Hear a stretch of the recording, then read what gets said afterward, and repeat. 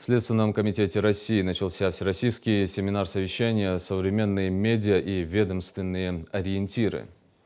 На мероприятие прибыли сотрудники СК России из всех регионов, ответственные за взаимодействие с общественностью и СМИ. А в качестве гостей и экспертов выступили представители администрации президента, МИД России, ряда ведущих средств массовой информации и интернет-холдинга ВК. Это мероприятие проводится для того, чтобы выработать новые фундаментальные подходы к управлению информацией в условиях современных вызовов, с которыми столкнулась наша страна. На подразделение СКР во всех регионах возложены серьезные задачи, а оперативное и квалифицированное информирование об их выполнении способствует поддержанию стабильности в обществе. В семинаре принимает участие старший помощник руководителя Следственного управления Следственного комитета по Ингушетии Зарима Тичоева.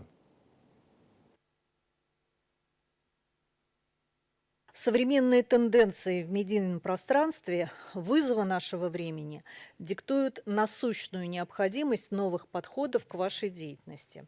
Вы – проводники информационной политики нашего ведомства, и это очень важная миссия. Ваша основополагающая задача – быть на острие проблематики субъекта, в котором вы живете и работаете, и держать в курсе текущих событий своего руководителя. Вы должны быть его глазами, ушами и рупором.